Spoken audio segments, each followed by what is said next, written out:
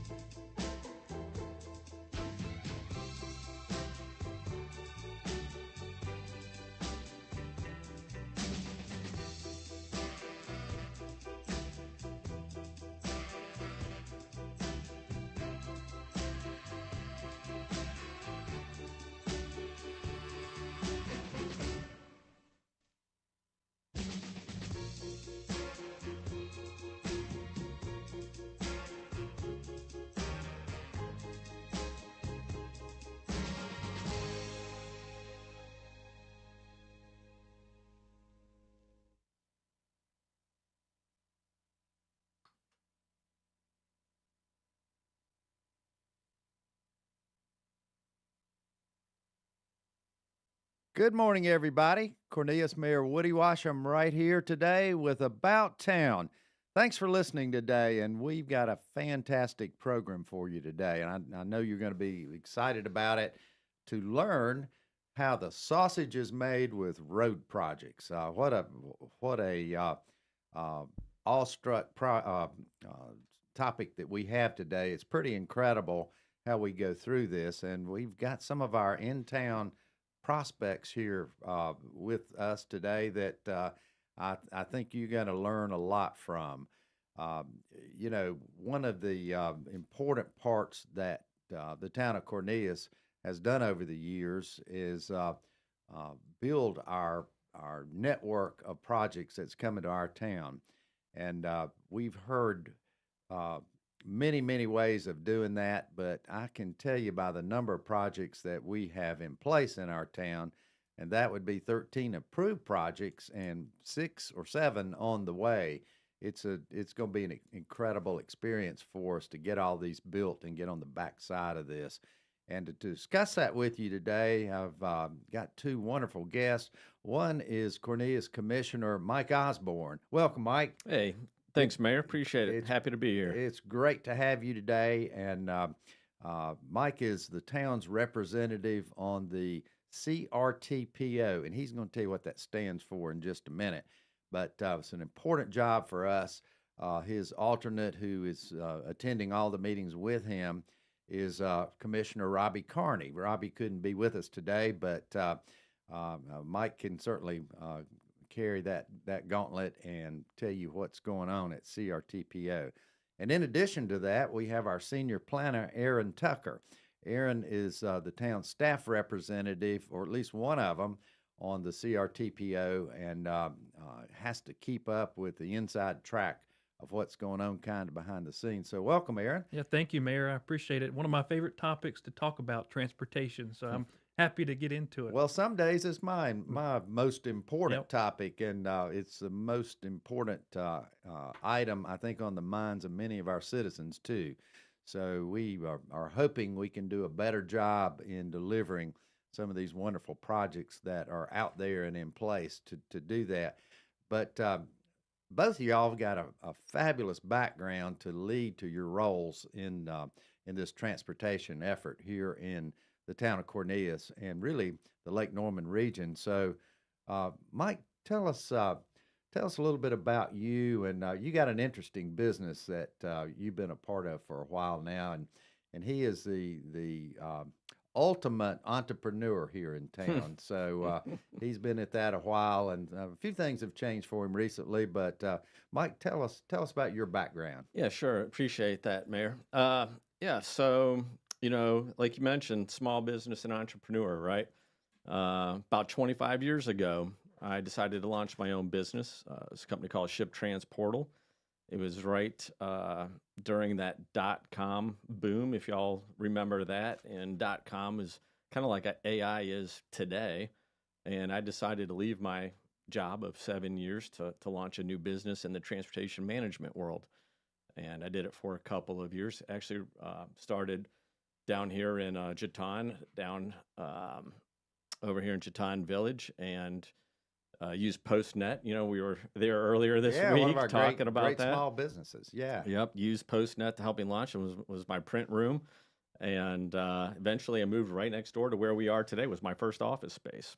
Awesome. And but anyhow, I did that for a few years, and then got into consulting for with a company called Ernst & Young, and then relaunched my business once I learned a few more tricks, and Sure. had done that for about 15 years. And what we do, Woody, is we help small and medium-sized businesses create a strategy for executing their transportation and logistics, and then we help them execute it. So it could be negotiations, it could be setting up a network, distribution strategy, and so on. So you help businesses move stuff around. We help that it? businesses move stuff around more efficiently. Absolutely. Yeah. So you know all about our roads and highways and lack thereof, And not we- only in this area, but probably throughout the country. Yeah, there are a lot of similarities in terms of just trying to drive efficiency, right? Mhm. It's a supply chain problem. Yeah.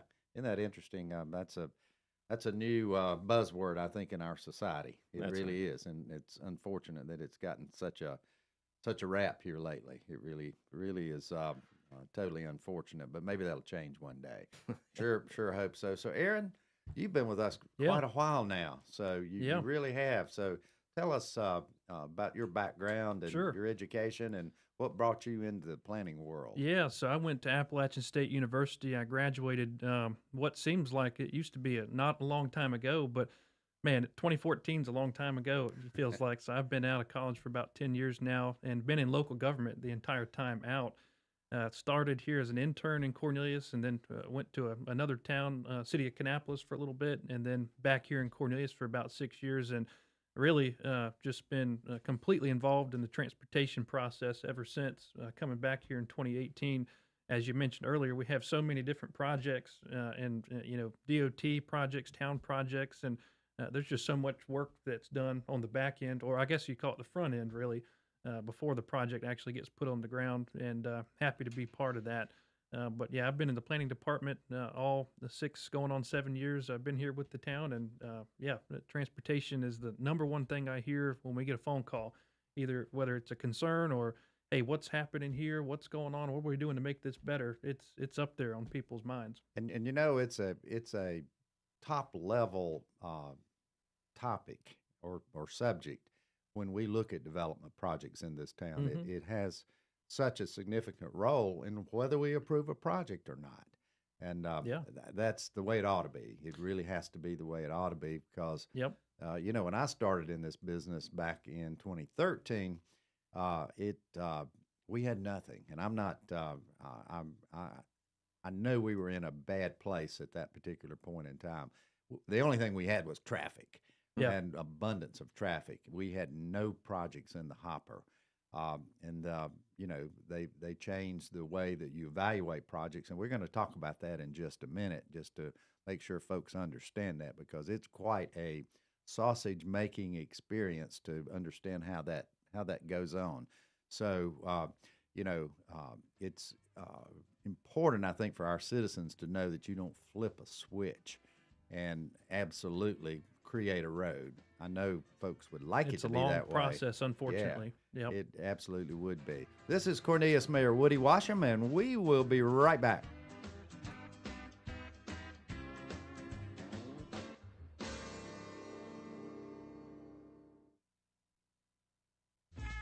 There's more About Town with Cornelius Mayor Woody Washam on the way from 105.9 100.7 WSIC.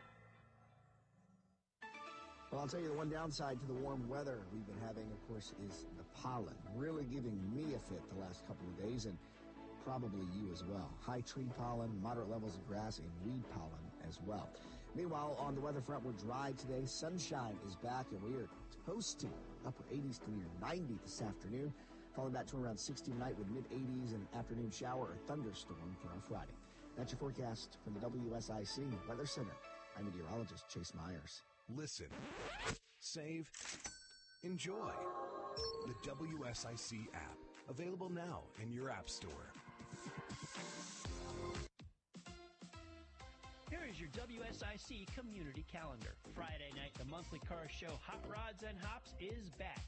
RevFast hosts cool cars, food trucks, and beverages to kick off your weekend. We will see you at the Late Apex Storage Condos in Mooresville at 6 p.m. on Friday. The Kane Center for the Arts has gone to the dogs. Saturday will see the Stunt Dog Experience come to Cornelius. This cast of performers and stunt dogs will delight audiences of all ages with high-energy excitement from beginning to end. For more information on these shows and many other programs, visit canearts.org. That's CAIN arts.org.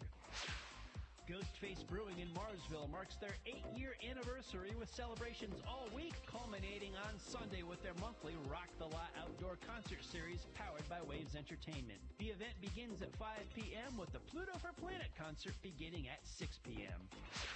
Merle Fest is back April 25th through 28th at Wilkes Community College, featuring nearly 100 performers including Old Crow Medicine Show, Sam Bush, Turnpike Troubadours, the Teskey Brothers, Nickel Creek, and more. Tickets and information at merlefest.org. Listen every morning to Good Morning LKN and follow WSIC News on Instagram for your chance to win tickets. Community Singers of Lake Norman present Smokin' to a Motown Beat, a choral presentation of the sounds of Motown and rock and roll. Take a musical journey back to the 50s, 60s, and 70s with hits by the Supremes, the Four Tops, Stevie Wonder, Elvis, and more. The concert features highlights from Broadway shows Motown the Musical and Smokey Joe's Cafe, along with the Mooresville High School Honors Chorus. See you at the Mooresville Performing Arts Centers on May 5th. To keep up with all the events happening around the community and much more, including amazing local deals, download the WSIC News app today.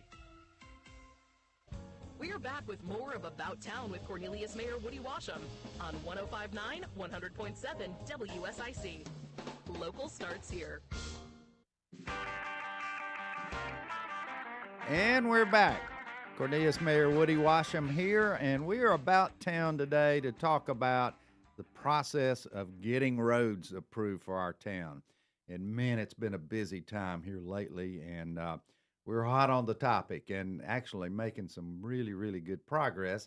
Part of the reasons that we're making good progress is because we've got great folks representing us down at the CRTPO. And Mike, I meant to ask you a minute ago to tell our listeners what that stands for. Yeah, there's a reason we use these acronyms in the CRTPO. There are right? so many. So it's part of an MPO, it's the abbreviation for our MPO. And I believe, Aaron, give me if I'm wrong here, I believe it's the Charlotte Regional Transportation Planning Organization. Correct. So it's a mouthful, absolutely. And it represents, several of the municipalities in the region of in Mecklenburg, and it even extends into Iredell and Union County as well. That's right. Yeah, it's quite a group, and it is required to be in place by federal guidelines. Federal Department of Transportation does require that we have an organization like that, but that's where all the funding comes alive. So, how long, Aaron? Tell us how long a transportation project needs to exist from start to beginning, and I know it depends. It and definitely it's different. depends, and there is a range in there. It's on the money, and right? It's all about the money. Absolutely the money, and it's all about the funding and where that funding comes from. Anywhere from 10 to 20 years. A project, it could, from the first time you see it on a long-range plan to when there's utilities being moved and asphalt going down, 10 to 20 years. And that sounds ridiculous when you think about it, when you hear that, but really, there's so much that has to happen in that time. One, you have to figure out what the project's going to be. You've identified the need. Now you got to figure out, well, how do we fix this issue? And then the next thing you have to do is figure out how much it's going to cost, and then where to get the money. And then all the other jurisdictions in the area, they have congestion issues too, and there's not enough money to go around. So that's when we have to prioritize. And that's kind of where the MPO comes in and assisting the state in prioritizing those issues. Exactly, and there's votes that take place. But how does it travel, Mike, from thinking about the road and knowing you have a need? How does it travel through CRTPO? So we'll see some focus on that this year. So originally there's a 50-year plan. So they're looking 50 years out. Okay, wow. And that's more of their comprehensive plan. 50-year view.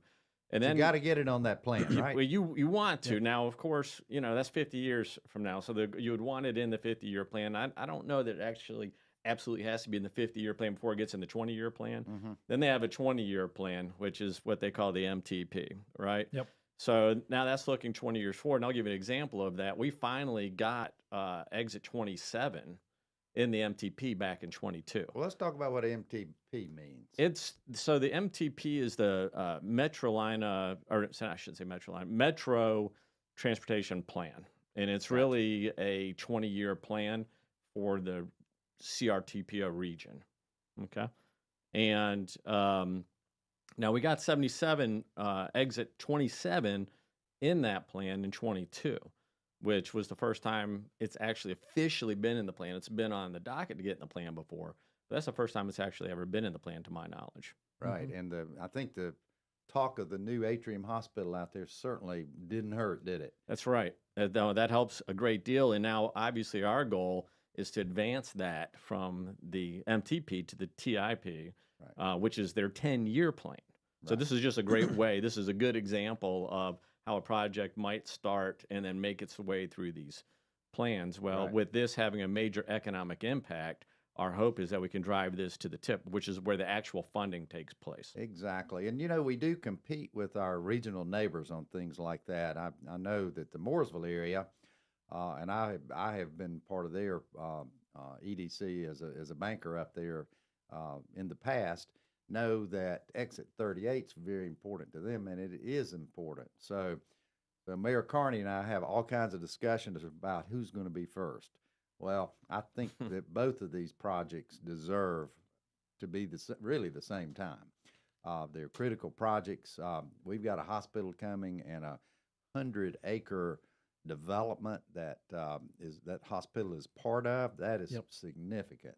And it's really in the planning stages now. The hospital's going up, and time is of essence. But in Mooresville, it's the entranceway to their very substantial Mooresville Business Park, also very important. So the needs of this region are so critical, and this sausage has been in the grinder for so many years. It just absolutely is imperative that we move both of these projects along, to make our region what it could be.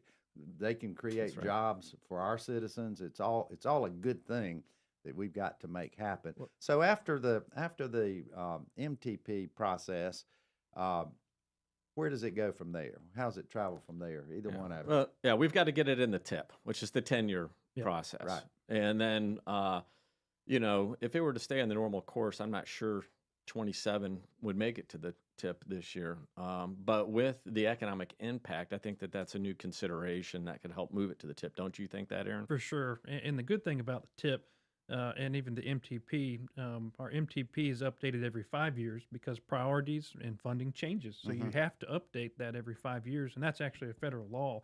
The STIP or TIP, it's commonly referred to as both of those the same, that's updated every 2 years. Gotcha. So every 2 years we have the ability to take things out of the MTP and submit it to the STIP, and that's where DOT takes it to the SPOT office, another acronym, and they prioritize those and actually rank and they receive funding that way. So you can bet that's going to be one that we're going to be looking at here at the end of this year, early next year, to submit in the next 2-year TIP cycle, or P 7.0 is what they're calling it. And Mayor and Aaron, I know this is a critical year for us as we're looking at the MTP, because we're updating that MTP, this year. So this is an important time for us to look regionally, maybe at a more detailed level than we have in the past, about the roads that we might want to see in 20 years from now.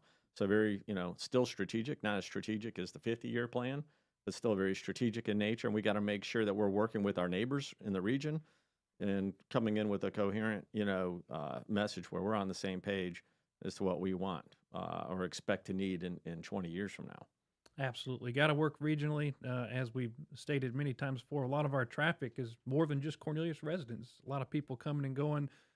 Logistics plays a big part in that. There's trucks moving things from one place to another. So we got to talk regionally on these things. Absolutely, we do. And I think most people don't realize this, but Cornelius really is not growing right now. We have grown the statistic I heard was 0.8% in the last 3 years. Lowest growing in Mecklenburg County, I think. The lowest growing town, least growing town in the Mecklenburg County, and really in many counties, around the state. We're down there.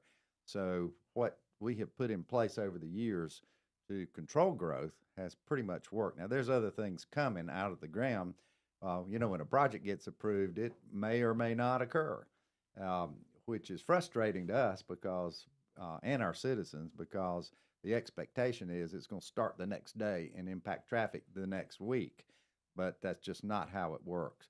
So, folks, give us a call. I know you've got some questions out there as it relates to transportation and traffic and needs of the region, and particularly the town of Cornelius. And you can reach us at 1-844-STUDIO-4, 844-STUDIO-4. We'd love to have your questions and see what's on your mind as well. If you have any opinions about any of our transportation projects, I think it's a good group to get those questions out and about with. So anyway, once we move these projects up to a point, they get approved and implemented and ranked and move forward. And what is encouraging for our town is we've got, I believe, is it 6 or 7, Aaron? I think it's 7. 7 projects, including West Catawba Avenue, moving forward. We should be putting 6 of those projects under contract in the next 12 to 18 months. Probably closer to 12 months now when we first started talking about that. Yeah, Is that right, Mike? Yeah, I mean, including, our town-funded project of Chetan Road, we have 6, I believe, that we expect to see some dirt on, if not at least barrels this year. Exactly. I mean, we have 3 heavily moving forward right now. And, we've had a lot of feedback from our citizens about removal of trees for transportation projects. We love our trees and we love our tree canopies. But how do you build a road, a significant road like we're doing without cutting trees, Aaron? You got an answer for that one? It's tough. It's tough. And I think something that definitely should be said also is we try our best to keep those trees anytime we can. It's not every day you have a 100-year-old oak tree, but there's a lot of factors that goes into it. And I'll think our partnership DOT, who's the ones that are overseeing these projects, working with us on trying and preserving some of these areas. But when it really comes to it, you start engineering and moving utilities and power lines, there's a lot more things that go into a road project other than just the asphalt. And there's a lot of things outside of the roadway that need to be either moved or replaced or newly constructed. And unfortunately, trees have to come down for that. It's unfortunate, but it's an unfortunate reality. We'll be doing some replanting, though. I think that's part of our plan as well, plus the addition of lots of sidewalks within these projects, and that's a town expense. Isn't that right, Mike? It is. It can be. We can. The thing about sidewalks is that's one area I think we can impact when people do come to build with developers. That's an area where we can help them or ask them to help carry some of that cost for us, Mayor. Yeah, we need to do that. We talk about impact fees for developers. State of North Carolina does not allow that. I don't agree with that, but it's a tough lobby to overcome in Raleigh. So more to come on those impact fees. This is Cornelius Mayor Woody Washam, and we are about town today with transportation. We'll be right back.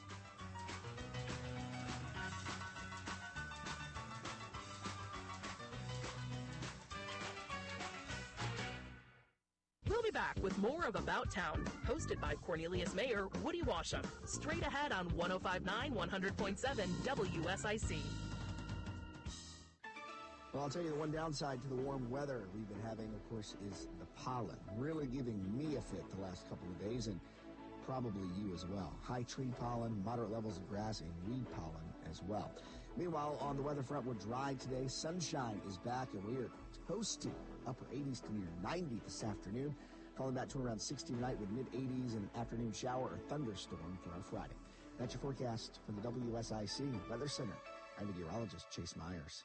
I'm getting vaccinated with Prevnar 20, a Pfizer vaccine. So am I, because I'm at risk for pneumococcal pneumonia. If you're 19 or older with chronic conditions like asthma, diabetes, COPD, or heart disease, or are 65 or older, you are at increased risk for pneumococcal pneumonia. Ask your doctor or pharmacist about Prevnar 20, pneumococcal 20-valent conjugate vaccine. It can help protect you against pneumococcal pneumonia in just one dose. Even if you've already been vaccinated with other pneumonia vaccines, Prevnar 20 may help provide added protection. Prevnar 20 is approved for adults to help prevent infections from 20 strains of the bacteria that cause pneumococcal pneumonia. Continued approval may depend on a supportive study. Don't get Prevnar 20 if you've had a severe allergic reaction to the vaccine or its ingredients. Adults with weakened immune systems may have a lower response to the vaccine. Side effects include pain and swelling at the injection site, fatigue, headache, muscle, and joint pain. For full prescribing information, please call 1-855-213-2138 or visit Prevnar20.com. Make your work easier with Eagle Rentals of Troutman and Statesville. Eagle Rentals has generators, heaters, fans, painting equipment, floor care equipment, pressure washers, lighting equipment, and lawn care equipment. Plus, Eagle Rentals has construction equipment like forklifts, bobcat loaders, backhoes, excavators, and more. Reserve online at EagleRentals.com. That's EagleRentals.com. Yes, spring is here, and at Randy Marion Chevrolet in Statesville, Randy Marion Ford Lincoln, we want to make sure your vehicle is in tip-top shape, ready for the spring driving months, moving right into summer. Bring that vehicle by one of the locations here in Statesville. Let us do a complimentary multi-point vehicle check for you, just to make sure everything's good to go. Randy Marion Chevrolet in Statesville, Randy Marion Ford Lincoln. You know where we are? Get in to Randy Marion Chevrolet, Randy Marion Ford in Statesville. The NASCAR Cup Series motors into Talladega Superspeedway for the Geico 500. Catch all the action this Sunday. Coverage beginning at 2 p.m. on your home for NASCAR, WSIC. This is a Bloomberg Money Minute.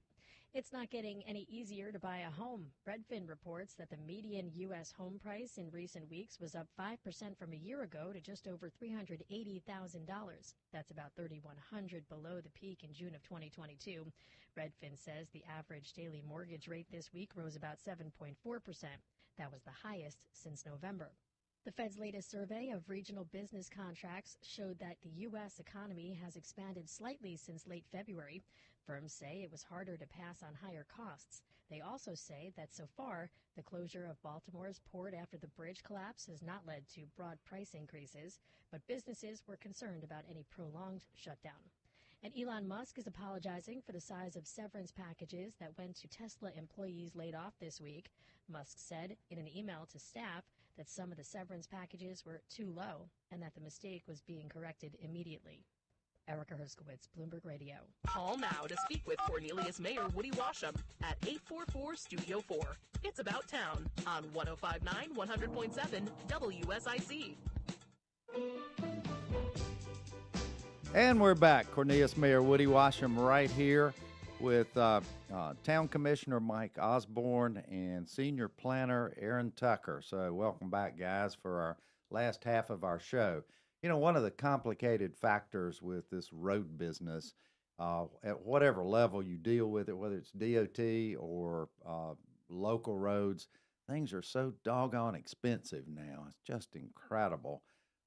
You know, we did have a good run in the past few months, going back to CRTPO, which ended up with some discretionary funding, which was really important to this town. And I know Commissioner Osborne and Aaron, who is on the technical coordinating committee of CRTPO, pushed really, really hard, along with the help of Wayne Heron and lots of others, to bring home out of the $62 million that was out there in discretionary funds, 14 million of those back to the town of Cornelius. The little town of Cornelius got $14 million, which was critically important simply because our road projects had gotten more expensive.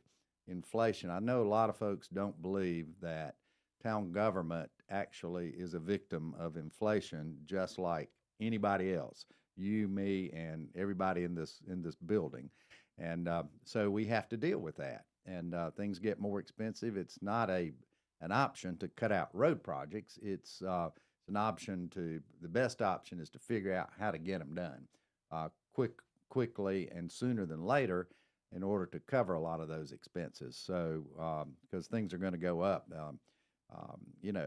some numbers that are out there, I think the widening of Catawba Avenue is now up to in and around $50 million. I think it's come down actually a little bit. Come down a little bit. They've done some good value engineering to the project to try and get that number down, but it's still a big pill to swallow. A huge number, and the cost we're hearing, Mike, on exit 27 is above 60, I think, isn't it? Yeah, I believe so. Yeah. It's going to be quite expensive, but it's a big economic impact to the region, so we'd like to see it happen. We absolutely would, and we can't let that stop us. We just can't. We've got to keep fighting for all that, and we really wish the best to our neighbors as well, because what impacts Huntersville and Davidson and Mooresville, those people are going to drive through our little town for doggone sure. So.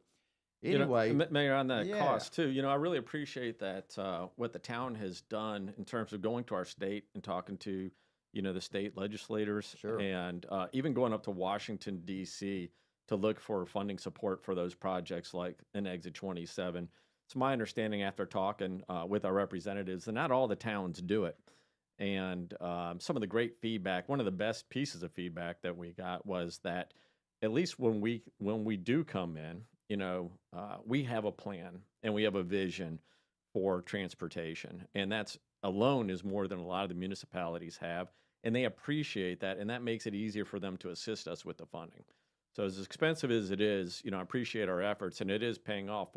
We got 4, put it into perspective, Cornelius got 4 out of the 6 projects that were funded through the discretionary funding last year, and we're hoping to get 2 more significant projects funded next year through the discretionary funding as well. And if we hadn't gotten it from that, it would have been on the backs of the Cornelius citizens to pay for it. That's right.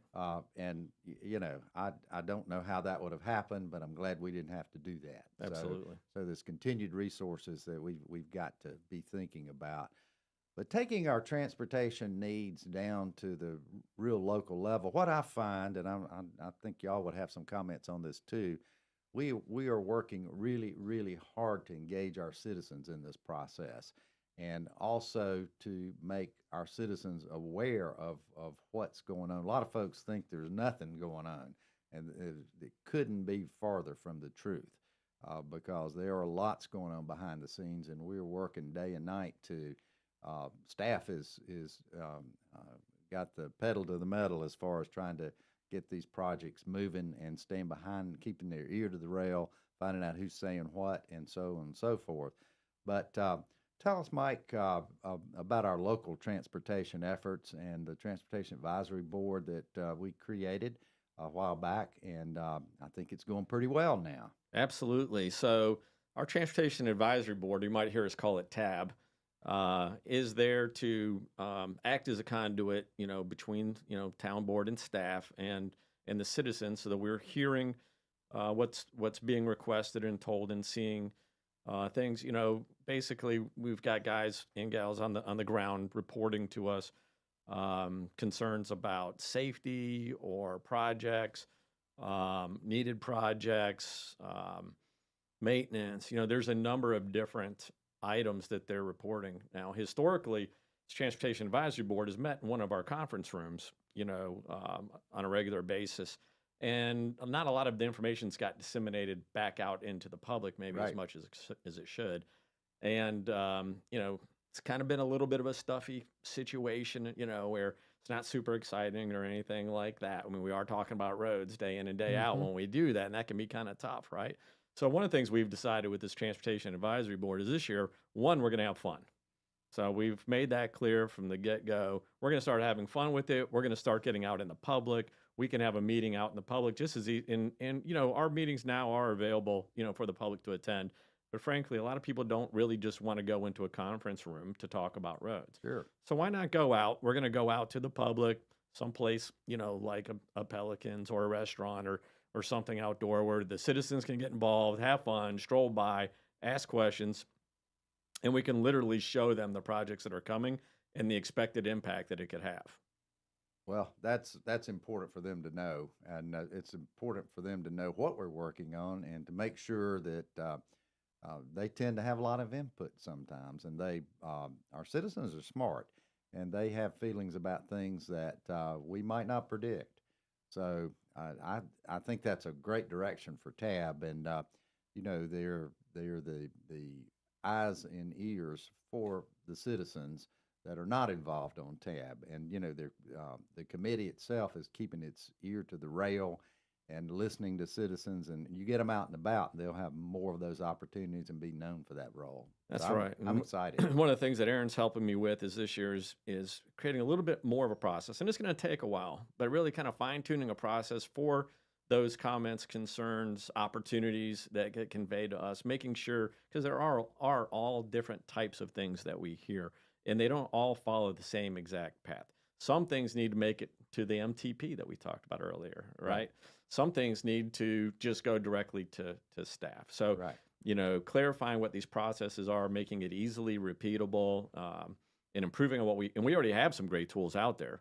Maybe in some cases it's just education. So, a key change to allow that to happen is we're actually updating the bylaws this year to include part of our objective is education, for the citizens. And we, talked about the impact that could have. And in fact, we rated that as the #1 highest priority right now for TAP. So you'll be seeing us helping with that education piece, both directions, from the citizens, to us, the town board and to the mayor and the staff, and back to the town.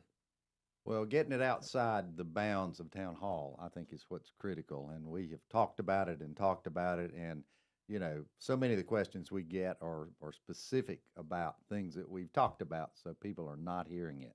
So that's why this radio show gives us an opportunity to talk to the public, but there's lots more opportunities than that. So you're going to be seeing us out and about for sure. We're going to call that our Cornelius Road Show. There you go. The road show. We like that. We like that. And we're going to get out and we're going to visit, the specific projects, right, Aaron? That's right. And it's so much easier to point and look at something versus point at it on a map, on a piece of paper. If you're able to actually see what's going on and having that happen right in front of you, I think that's a great benefit. Kind of jumps out at you, doesn't it? Oh, yeah. Yeah, that's pretty amazing how that works. So I'm excited about that process, and I think citizens will too. If we can just get the word out to them to come on out and mingle and intermingle with folks and tell them what you think, and understand what efforts are being put in place. Just so hard to get that message out. The logistics of that's being nailed down right now. And Maylin will be putting together some information and disseminating that via social media primarily. So keep an ie out. And I'm just going to warn everybody, we're going to have fun with it. Don't expect it to be stodgy, super, PowerPointy type of information all the time. Look for it to be a little bit more fun and a little bit different this time. Yeah, that's what we've been doing up until now, and it hadn't worked quite so well. We've got to make it fun, and maybe people will listen better. That's right. So that's critically important as we go forward. But folks, if you're interested in serving the town on our Transportation Advisory Board or any of our advisory boards, we've got a lot of them. Keep your eyes on our website, and we'll put those out there. You can apply. We'd love for anybody to apply if you have interest in serving your town. Definitely. In that way. We want you. We really do, and that's what will keep us doing great things, I think, if we listen to citizens. So we're headed into our final segment. This is Cornelius Mayor Woody Washam, and we'll be back wrapping up the future of transportation in our region.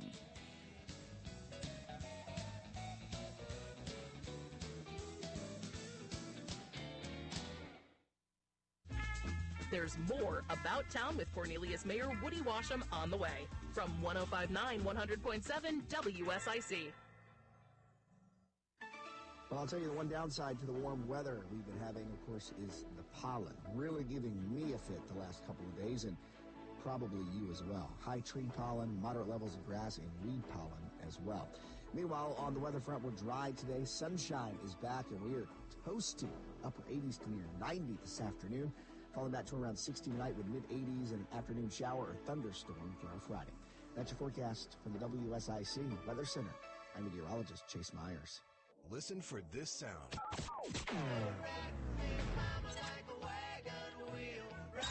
During Good Morning LKN and Home Ad, April 15th through 19th, for your chance to win a pair of tickets to Merlefest. Be caller 3 when you hear this sound.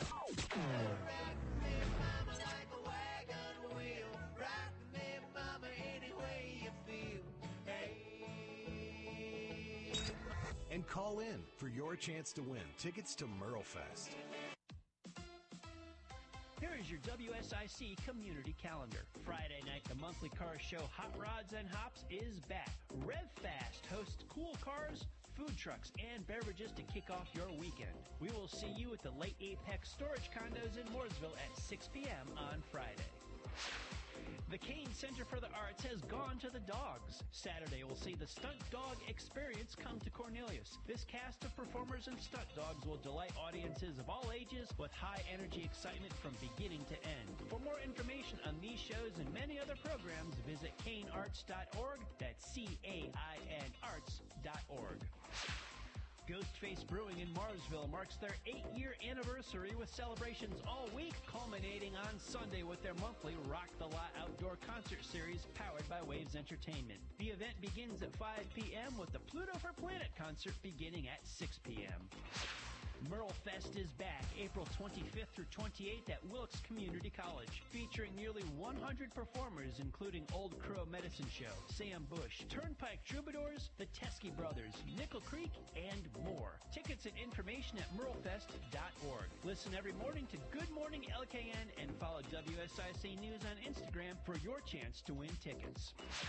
Community Singers of Lake Norman present Smokin' to a Motown Beat, a choral presentation of the sounds of Motown and rock and roll. Take a musical journey back to the 50s, 60s, and 70s with hits by the Supremes, the Four Tops, Stevie Wonder, Elvis, and more. The concert features highlights from Broadway shows Motown the Musical and Smokey Joe's Cafe, along with the Mooresville High School Honors Chorus. See you at the Mooresville Performing Arts Centers on May 5th. To keep up with all the events happening around the community and much more, including amazing local deals, download the WSIC News app today. It's About Town with Cornelius Mayor Woody Washam on 105.9, 100.7 WSIC. Local starts here. Yes, we are about town today, talking about transportation and how that comes about here.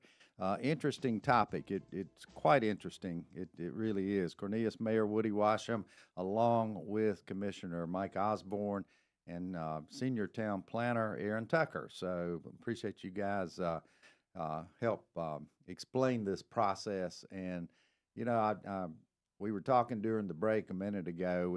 I think it's also important for us to dream about the future a little bit. You know, how are we going to move people around?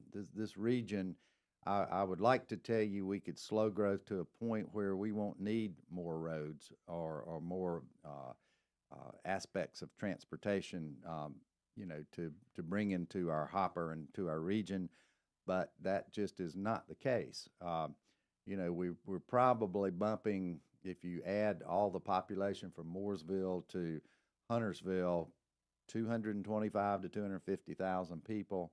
It's an incredible number of people right now. You add all that together, and that's a big doggone town. I mean, it really is. So our transportation needs are going to change. The whole composure of our small 4 towns up and down I-77 is just kind of not small. I'd love to go back to the 50s and 60s when I was growing up in the little 1,200 population town of Cornelius, but that's just not going to happen. I mean, it's just that ship has sailed, that is for sure. So, you know, I dream a lot about what we could be at the future, and you know, I'm certainly no spring chicken, but I hope to be around a little bit longer to see some of this stuff into fruition. You know, we've been talking about the red line for forever. And still are talking about the red line. There's a lot of conversation going on about it now, but there's no agreements in place, and there's a lot of work to do to get them in place. And I don't know how that's going to turn out. So it's still up in the air, if you will. It's also provoking some continued conversation about, are there better ways? Are there more modern ways to move people than even the choo-choo train, if you will? So, what I want you guys to help me think about today is 30 years from now, or roughly that, what's it going to be like? I mean, what is our community going to be like at that point? One thing for sure is we're going to be larger. There's going to be more people living here. We're going to be more metropolitan, if you will. So, Mike, I'll start out with you. How do you envision that that long into the future? It's a really, really interesting but tough question. Yeah, great question, and I'm glad we're going to get it on tape. There you go. That's because right. I want to look back on this and say, see, I told you. There's obviously a lot that could happen. I think probably the on the least side of change, and the least crazy type of thing that I could expect to see is that with autonomous vehicles and with the opportunity for vehicles to network, then, there's a very good opportunity that, we won't be driving ourselves so much as riding, I guess, let's say.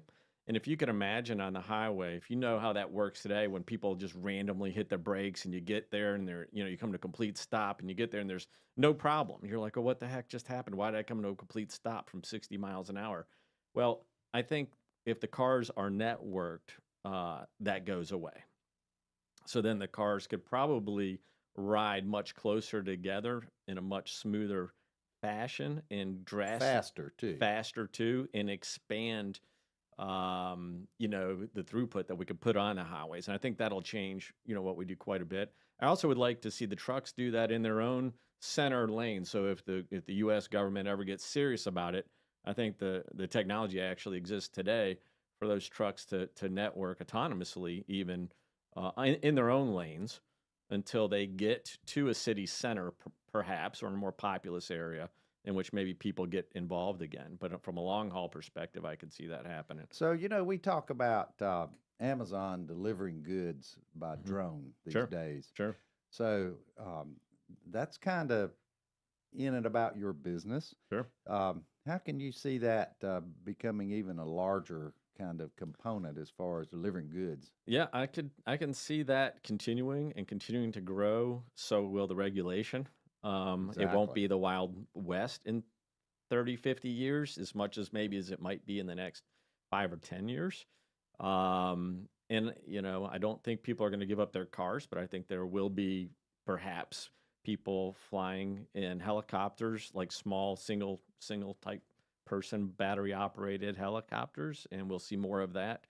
And it'll be interesting to see how they try to regulate that, because at some point you can't just have people flying around all over the place, right? They're gonna have to put some some way of putting lanes up in the sky. And I think people are gonna have a hard time as a whole giving up their cars. But one of the things I think is gonna be interesting is it's gonna be like Back to the Future too. It's gonna be kind of like we're gonna see a push for people to walk and ride bikes and do these things. So I think some of the efforts we're making today with the greenways, in consideration of the wider sidewalks, and the more we push towards allowing our citizens that free mobility, I think that actually, even though it looks on the surface like it's looking backwards, I think that's actually looking forwards, and I think that's going to get used quite a bit.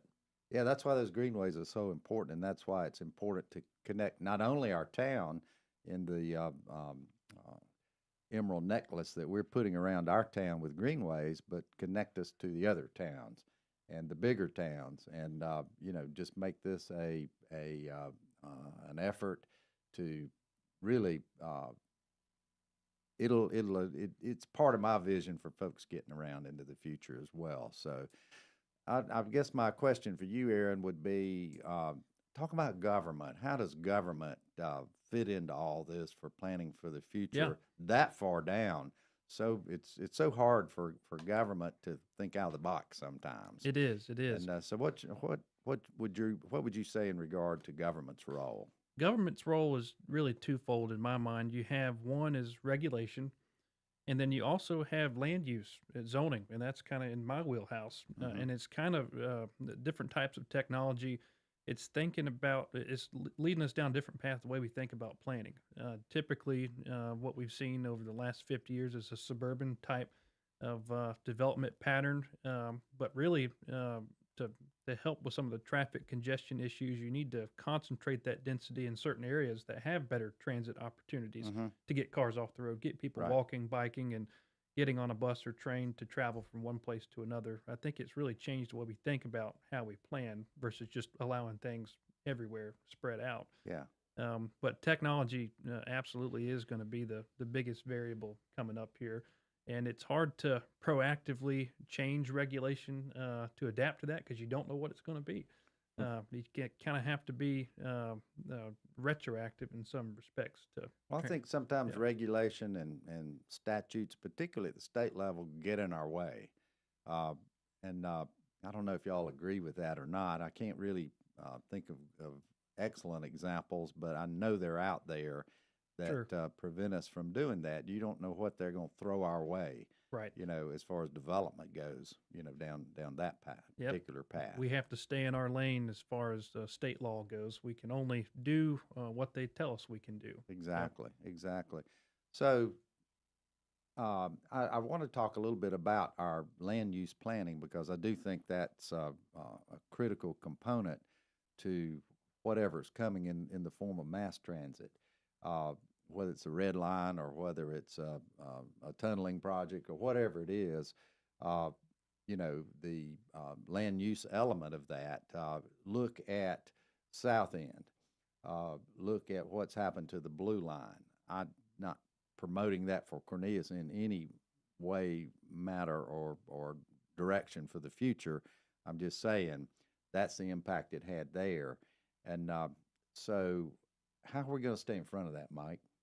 Well, I think that this in my opinion, where I stand on land use doesn't change at all. I think that Cornelius is in the unique position to build what we want, and I think we're in the unique position to wait for what is good for the citizens and residents of Cornelius. So if we thought it was in our best interest to build up around, let's say we end up with a red line, and let's say we end up with, a train stop. If we so desire to want to see that area boom with, retail and apartments and things of this nature, we can proactively put it in our land use plan, and it will call it out, to the developers that that's what we're looking for. If we prefer, to have more, of a business type of environment, in restaurants and retail, and we call it out in the land use plan, and we patiently wait. We don't have to build everything today. We don't have to allow everything to be built.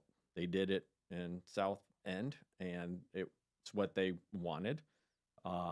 And, realistically, they're also closer to some major, transportation components, that we're not. So we just have to decide as a town, what would we want it to look like? How would we want it to impact us? And then we put it in our land use plan, and we hold to the land use plan. Exactly. And, we've got so little left to make sure it's the best of the best, and the top quality is critically important to where we're headed as far as what this board any board approves or not. So great discussion today, guys. We've actually sort of bonded on a few pretty major things, and so I look forward to working with both of you into the future and continuing to stay on top of our transportation needs for the town of Cornelius. It's been a great day today, and go out and enjoy this beautiful day. Cornelius Mayor Woody Washam, along with Commissioner Osborne and Planner Aaron Tucker. We'll see you next time.